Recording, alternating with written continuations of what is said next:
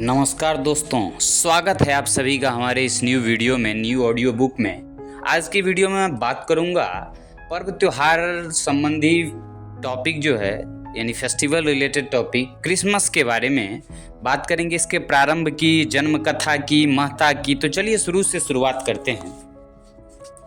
Christmas ईसाइयों का महान एवं पवित्र त्योहार है। यह प्रतिवर्ष 25 दिसंबर को मनाया जाता है।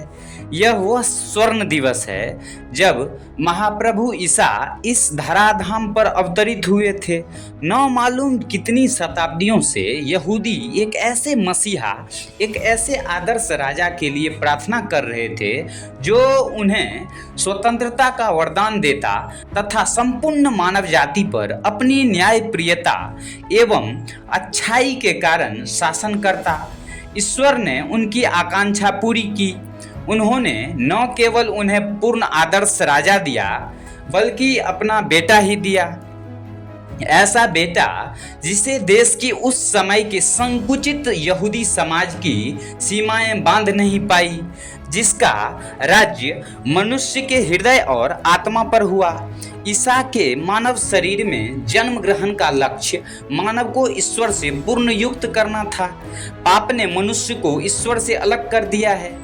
ईसा मनुष्य को पाप से छुटकारा दिला सकते हैं। वे ही केवल ऐसा कर सकते हैं। वे सचमुच मनुष्य थे।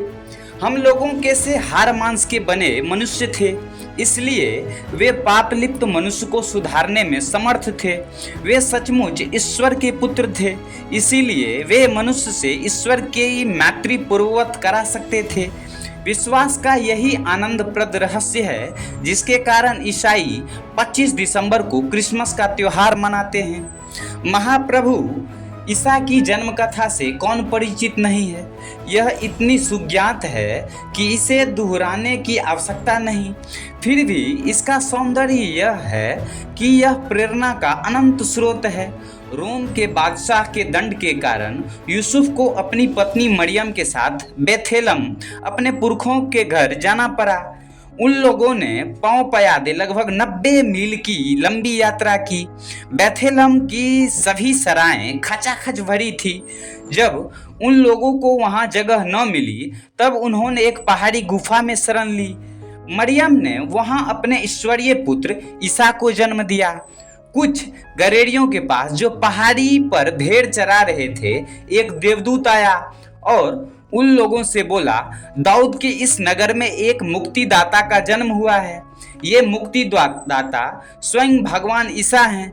ये चिन्ह हैं जिनसे तुम उन्हें जान पाओगे। अभी तुम कपड़ों में लिपटे एक शिशु को नाद में पड़ा देखोगे।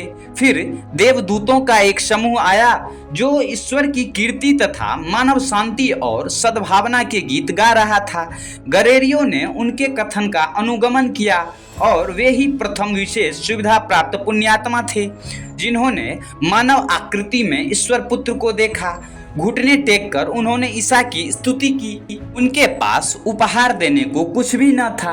वे गरीब आदमी थे, वैसे ही जैसे स्वयं ईसा।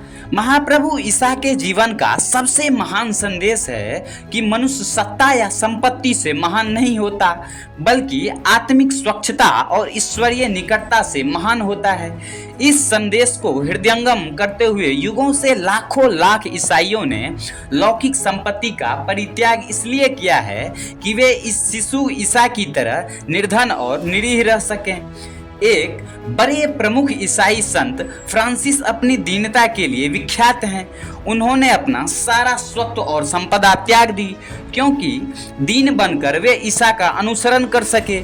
उन्होंने ही क्रिसमस चरनी का प्रचलन किया। यह उस ग्रामीण दृश्य की पुनः स्थापना है जिसमें शिशु ईसा, मरियम, यूसुफ, गरेड़ियों और पशुओं के दृश्य उपस्थित किए जाते हैं। सारे संसार में यह प्रथा फैल गई है। ईसा संभवतः 25 दिसंबर को नहीं जन्मे थे। रोम राज्य में 25 दिसंबर को एक महान त्योहार डायनोसियस की उपासना के हेतु मनाया जाता था। ईसा की प्रथम शताब्दी में ईसाई उनका जन्म दिवस इसी समय मनाने लगे। तब से इसी दिन यह त्योहार मनाया जाता है। तिथि बहुत महत्वपूर्ण नहीं है।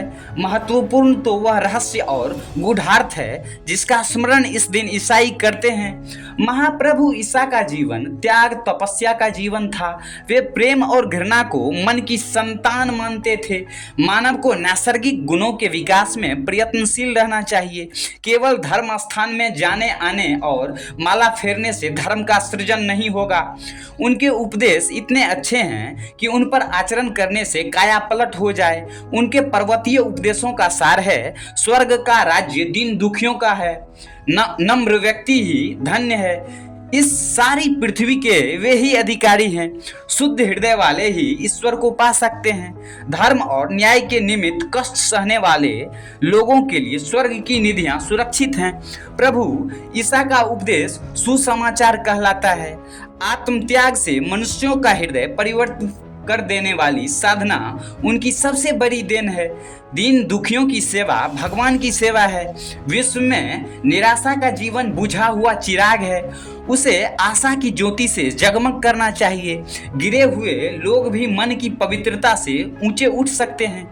ईसा पतितों के साथ सहानुभूतिपूर्ण व्यवहार करने वाले पति पावन थे तथा शास्त्रियों के धार्मिक पाखंड के घोर निंदक। सहृदय और मिलनसार होते हुए भी वे नितांत अनासक्त और अलिप्त थे। वे पाप से घृणा करते थे, पापियों से नहीं। वे अपने को ईश्वर तनय तथा संसार का मुक्तिदाता कहते हुए भी अहंकार शून्य तथा विनम्र थे। इस त्योहार के अवसर पर उपहार देने का भी प्रचलन हो गया है। क्यों न हो, इसी दिन मानव जाति ने ईसा के रूप में भगवान से सर्वोत्तम उपहार पाया था। किंतु आज बड़े बड़े नगरों में व्यापारियों ने उपहार विक्रय पर इतना बल देना प्रारंभ कर दिया है कि कहीं ऐसा न हो कि महाप्रभु ईसा के जन्म दिवस का आध्यात्मिक अर्थ ही उपेक्षित हो जाए।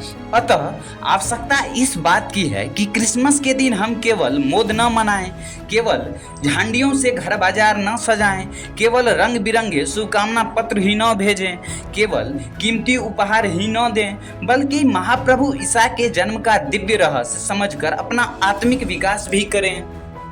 तो दोस्तों, ये रहा हमारा आज का वीडियो ऑडियो बुक, जो कि आज से मैंने नया सीरीज शुरू किया है, पर्व त्योहार संबंधी सीरीज, फेस्टिवल रिलेटेड सीरीज, जिसका पहला आज वीडियो था जो कि था क्रिसमस डे के ऊपर।